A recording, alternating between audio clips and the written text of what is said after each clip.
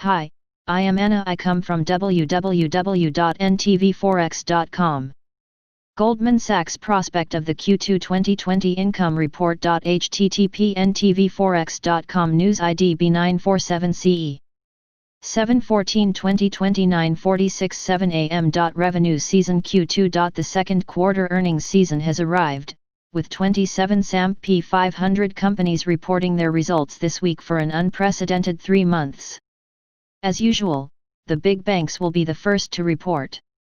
JP Morgan Chase, Citigroup, and Wells Fargo start the season today, followed by Goldman Sachs on Wednesday and Morgan Stanley and Bank of America on Thursday. Equities globally traded near the highest level since February, placing focus on whether the profit outlook will support gains driven by the central bank and fiscal policy support.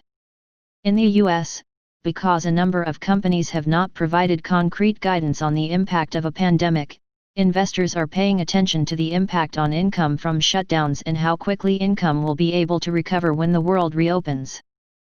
Goldman Sachs Outlook. The Goldman Sachs earnings report is expected to be released on Wednesday, July 15, 2020. This report will be able to help share prices move higher, if these key figures are better than expectations.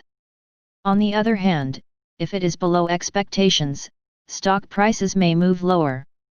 The market estimates a decline in Goldman Sachs YY earnings with lower earnings when reporting results for the quarter ending June 2020. Goldman's basic estimate for S&P 500 earnings per share in 2020 is $115, up from a previous estimate of $110. The company is maintaining its outlook for 2021 at $170, 4% above 2019 realized levels, and predicts $188 for the year 2022. Overall Q2 results tend to cover a wide spread in various sectors. Strategists expect losses in energy and consumer discretionary stocks, and a weak quarter from the financial sector. A stronger performance is expected from utility and technology companies. Business conditions in the midst of the COVID-19 pandemic have had a major adverse effect on all real sectors and services.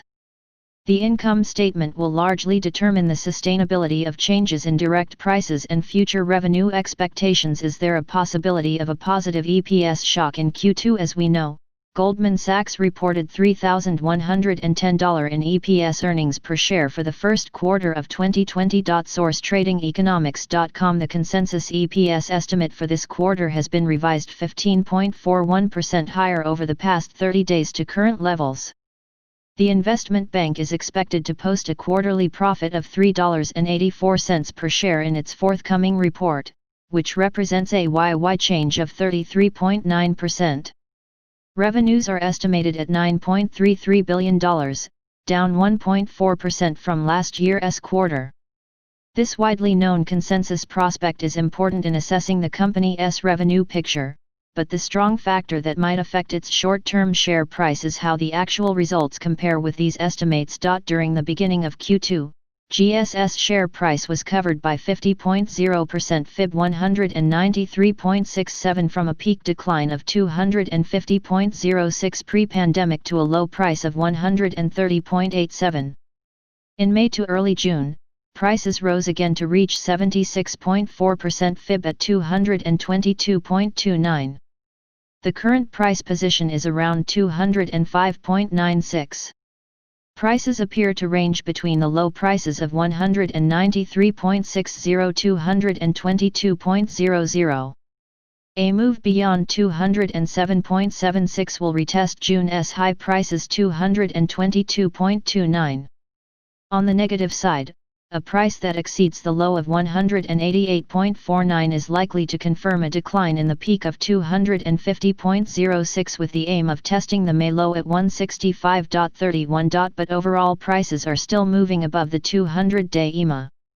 Subscribe our channel to receive the news as soon as possible. Thank you for watching.